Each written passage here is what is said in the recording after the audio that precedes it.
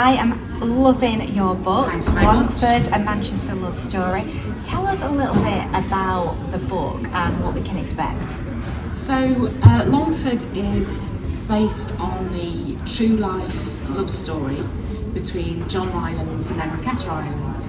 Now, lots of people know the name from the Rylands Library on Deansgate, which is this grand Gothic, wonderful library that was built by his wife, Enriqueta, essentially as a monument to love. Beyond that, lots of people don't know very much. Indeed, really none of us know very much. We have quite a lot of factual information about John. He was Manchester's first millionaire, and Enriqueta was his wife, who helped him maintain and build his monumentally successful businesses. So what made it personal to you though? Because you're right, not a lot of people know about the story, and for one, I didn't even know about Enriqueta. No, she's remarkable and intriguing. Originally she was from Cuba, but she was a well-travelled woman, including time at the University of Lisbon, time in New York, time in the UK, time in Paris. I don't want to give too much away. But for me, it came to light. Originally, my great uncle lived in Longford Park on one of the houses that were built for the workers. So I used to travel from Altrincham to Longford Park in Stretford as a child to help him wind up the clock that was at the top of his house. His house was central to the road. So it was always in my kind of psyche, as it were. Then later on in life, fairly recently, I moved opposite Longford Park and spent a lot of time walking around it and absorbing all the, I suppose, the ghosts of the past, and getting more and more curious about what the story was, and realising when I started to research that we had some bare bones of fact, but we didn't really know what the true nature of their passage to their love story was. So that's when my mind started ticking, and I started writing down what we knew, with a lot of help from some particularly important books, and also from Rylands Library information. And then I began to build the fictional part around it. Wow, I mean, that is some kind of challenge. Not everybody who has that backstory like yourself actually puts pen to paper. What was that like when you first kind of thought, do you know what, I'm going to write this book? Yeah, that was challenging. Partly the timelines were challenging. So I bought a load of dressmaker's paper that you can get. There's just very long pieces of paper. And if and when other people read the book, you'll realise that I'm working on two different timelines, or two different places rather, that work against each other. So, or with each other to a point. So I had to make sure that I was always following those lines. So that was challenging. The research was fantastic, though I didn't think I'd know as much about the ship canal as I do now. But researching the buildings, the clothes, the food, the music, the dances.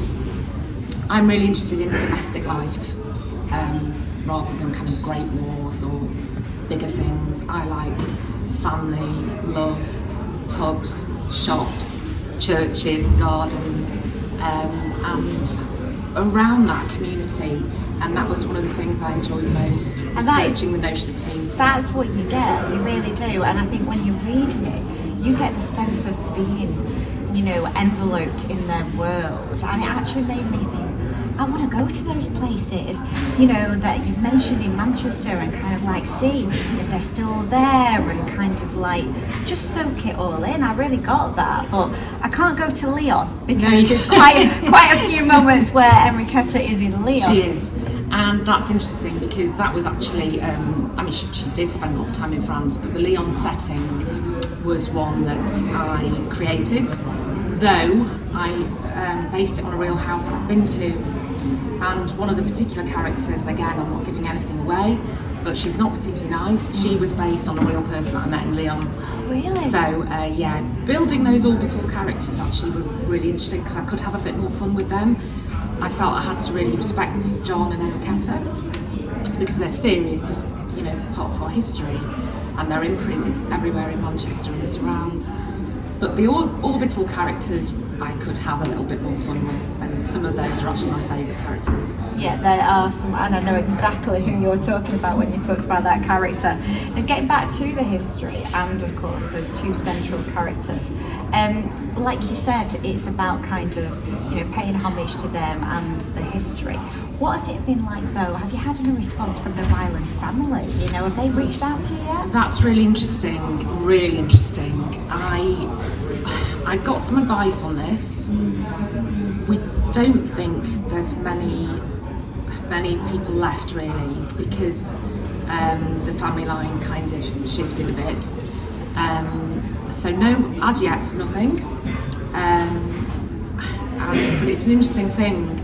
There's an amazing amount of, if anyone wanted to find out more, I'd implore you to visit the Rylands Library, where Dr. Gow and many of her research colleagues have done a huge amount on the whole picture and the period and all about Enriqueta and John. And I think there's a recognition now that not enough was placed on Enriqueta for her mastery and for her contribution to his life, and to continue his work with libraries. So I think we're going to see a lot more on that as the years go by. You know, it's called a Manchester love story. What do you love about Manchester? Well, one thing that I've found came close to my heart when I was researching John and indeed Enriqueta, their focus was all about community, and in a way he created this Manchester we see now. His imprint is everywhere, her imprint is everywhere. They were philanthropists, so they did a lot for charity. And I think the main thing I love about Manchester is that we are such a strong community. We see that with what's going on with Salford Lads Club at the moment, and all sorts of things. You know, there are endless community projects, and I think we're all loyal to each other.